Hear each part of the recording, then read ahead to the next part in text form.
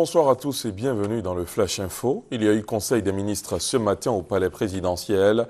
Au titre des communications, le gouvernement a annoncé la mise en place d'une commission de réforme du sport en Côte d'Ivoire. Autre point fort de la rencontre, la mise à la disposition des jeunes d'une plateforme dénommée Impact Jeunes. Elle devrait permettre de réunir sur un support web ou mobile tous les partenaires concernés par la jeunesse, les jeunes eux-mêmes, mais également tous les bailleurs de fonds, toutes les personnes susceptibles de proposer des activités aux jeunes en termes de formation et de stage. À ce conseil, il a été aussi question des redevances versées à l'organe de gestion de la filière, le Conseil Café Cacao.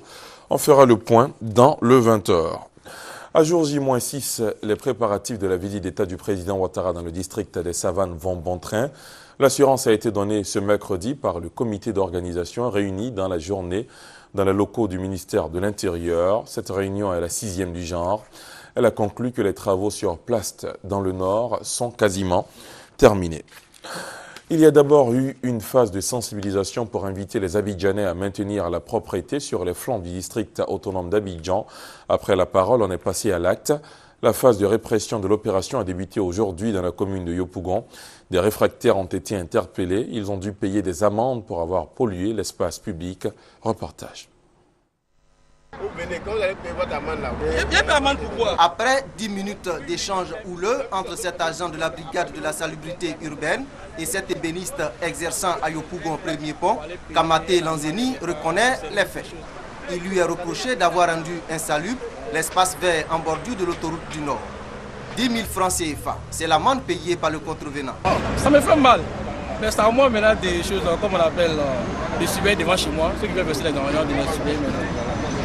Bon, ça m'apprendra en tout cas. Ou bien il paye l'amende sur place, nous faisons un reçu, ou bien il va payer au niveau de l'Agence nationale de la salubrité urbaine à la régie.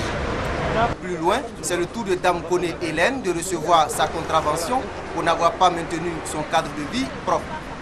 Si cette femme est favorable à l'idée selon laquelle le pollueur doit payer, elle crie à l'injustice. Que la brigade de la salubrité prenne son temps pour mener ses enquêtes normalement pour voir ceux qui polluent. Parce qu'on ne peut pas venir trouver quelqu'un qui est en train de vendre à côté et qui va être en même temps le pollueur. Parce que lui, il cherche de l'argent, il vend de la nourriture.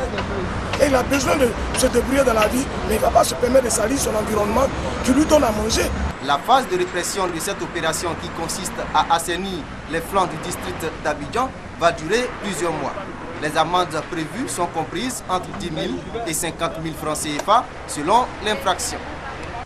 En bref, sachez que le laboratoire national de la santé publique de Côte d'Ivoire vient d'obtenir son accréditation ISO CEI 17025 version 2005, ce qui lui confère désormais le droit de réaliser des essais dans le domaine du contrôle des médicaments et produits de consommation, et ce à l'échelle internationale. Autre sujet, la gestion du code du tourisme, la classification des hôtels, les partenariats publics-privés.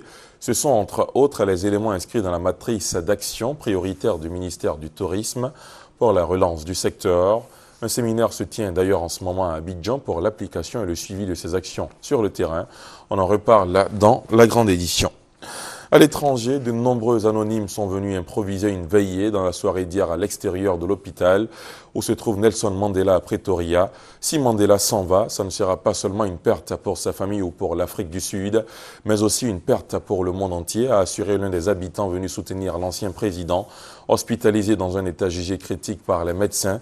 Une réaction qui montre bien que les Sud-Africains se préparent à la séparation ultime avec le héros de la lutte anti-apartheid. Un mot d'espoir pour terminer avec la deuxième journée des qualificatifs pour la Coupe d'Afrique des Nations de rugby à 15 de la zone C. Ce mercredi à Yamoussoukro, la Côte d'Ivoire a étrillé l'île Maurice sur le score sans appel de 83 essais contre 3. Les éléphants rugbymen avaient déjà battu dimanche la Zambie lors de la première journée sur le score de 77-3. Elle se positionne bien ainsi pour la suite des compétitions. C'est la fin de ce Flash Info. Merci de l'avoir suivi. On se retrouve à 20h. À tout à l'heure.